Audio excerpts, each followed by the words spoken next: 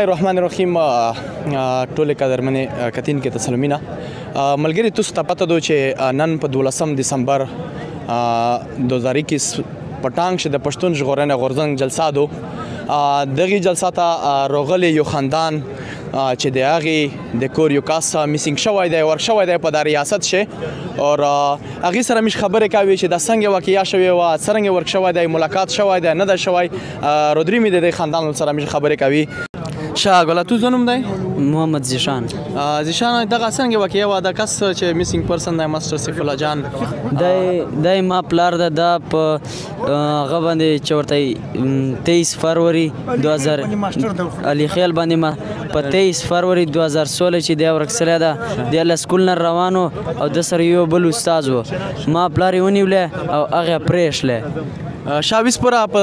د ټیم چې تاسو ملاقات ورسره شوی دی نه په د ټیم چې موږ ملاقات نه ده شوی او حکومت څه درته یې کیس مکړی دی هغه پیشې میشې کیږي که نه کیږي دغه ما تره ده دا 4 پټې پیشېګانې تیری هیڅ معلومات اعلان نه کیږي ملاقات نه کیږي تو څه حکومت نه څه مطالبات دو څه شی غواړي حکومت نه څه موږ خپل حکومت نه پلار غواړي ما پلار چې ما پلار دې رخلاص کی په زړه کېږي دي ها او ته چې د حکومت نه موږ مطالبات دو چې زموږ د پلار خلاص کی موږ په کور باندې چوک نسته ټیک شو دی ولې نیولی د موږ پلار هغه چېرته د موږ د خپل پلار اخلاص ملاقات نه شوی سره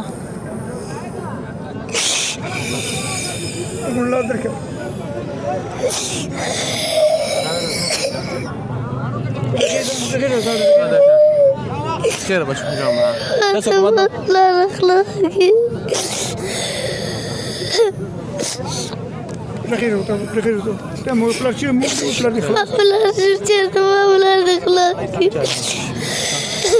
مور د پی ډي ایم شکریا ادا کوو چې موږ د ورور غوښتلو موږ ورور د سکول نه راتلی بل ماسټر سره هغه یې پرېښو موږ ورور په لارې باندې ونیوله تقریبا 2023 2016 چې نیوله ده تر اوسه پورې نه د مړه پته سته نه زمدي پته سته موږ اسلام آباد چې پیشیګان تېرو موږ ته کله وایي چې په ټي بي مړ ده کله وایي چې هر طالبان ورکړی ده کله څه وایي کله څه وایي اخر موږ ته د خپل ورور هغې کمړ ویر جواب تی کړي او که زمدی حکومت ته موږ دا درخواست موږ ورور دې خلاص کړي لکه تو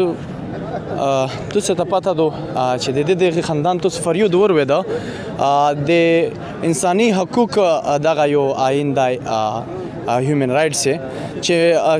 میسینګ پرسن چې دی دغه د عدالت ته پیش کړي پی ټي ایم هدا مطالباتو کیس یې ښه کړی دی خو چونکې اوس پر دنه ملاقات شوی دی او نه د مړه د ژوندي پته لګیږي دیتا د مطالباتو د پی ټي ایم د مطالباتو چې څوره هم ورک شوی خلک دی کاغه ګناګور وي عدالت ته د پیش کی سزا دا ورګي او کچېره ګناګور نه وي نو د خپل کورنۍ ته په خیریت سره واپس کی خلاص تا کی اور تاسو مطلب دا کیس څوره ټیم وشه چې تاسو مور تقریبا 10 پجام کال دا دا واړه بچی دي ورور د ما دو چاته به وایي نه پلار خپل پلارستانه پلار ماسټر و دای پلار ده دغه پلار ده تر اوسه پورې دو پلار په کور باندې نسته که ګناګار وي خدا عدالت دی پیش کی که ګناګار نه وي موږ ته د خپل ورور خلاص کی موږ ورور وچ پوهچ نیول بل ماسټر واغه پرېښو او دی ونیوله ډیوټي په دوران چې نیوله ده ټیک شو مننه بس تاسو چې دا مو پلور یاسر خان یاسر نامیږي یاسر دا تو څه دی دی مو پلور ده څه فیل کوي چې پلور کور شه نشته دی او څرنګه هغه باندې درته محسوس کیږي کور شه تاسو پلور چې نه وي کور شه څه حال وي موږ کو د سکول نه راتله د بل استاد ور سره آی ونیوله دی ونیوله هغه پرېښله